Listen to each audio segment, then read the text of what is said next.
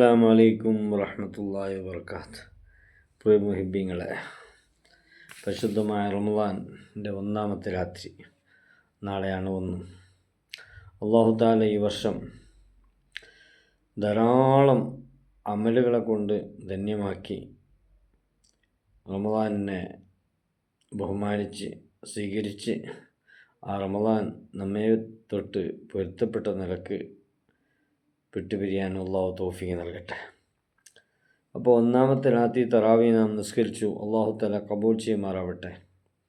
ഒന്നാമത്തെ തറാവി നിസ്കരിച്ചാലുള്ള പ്രതിഫലത്തെ പറ്റി പറയുകയാണ്.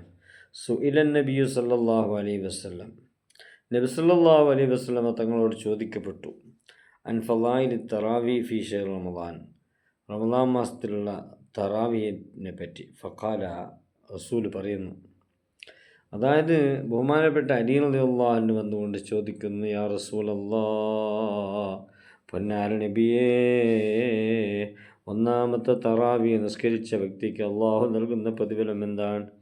ആ സമയത്ത് അള്ളാഹുവിൻ്റെ റസൂൽ പറയുന്നു, അലിയേ, അതിന് വണ്ണമായ പ്രതിഫലം അള്ളാഹു നൽകുകയാണ്.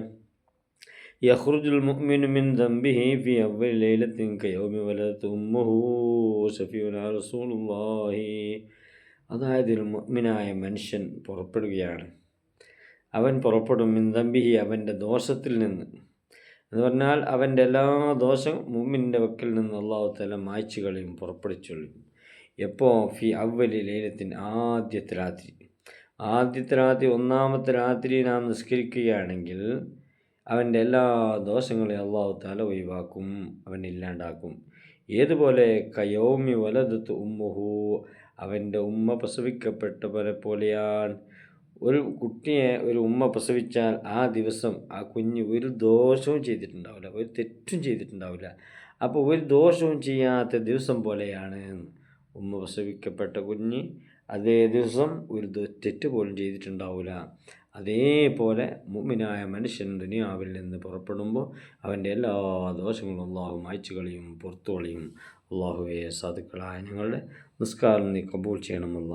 അത്തരം സജ്ജനങ്ങളുടെ നിസ്കാരത്തിൽ സാധുക്കളായ ഞങ്ങളെയും ഞങ്ങളുടെ ഈ ദുആക്ക് ആമീൻ പറയുന്ന എല്ലാ മുഅ്മിനീങ്ങളുടെയും എല്ലാ നിസ്കാരത്തിൽ നീ ഉൾപ്പെടുത്തി അനുഗ്രഹിക്കണമല്ല. റബ്ബനാ ആതിനാ ഫിദ്ദുനിയ ഹസനത്തൻ വഫിൽ ആഖിറതി ഹസനത്തൻ വഖിനാ അദാബന്നാർ. ഇൻഷാ അല്ലാഹ് വീണ്ടും കാണാം. അസ്സലാമു അലൈക്കും വറഹ്മത്തുള്ളാഹി.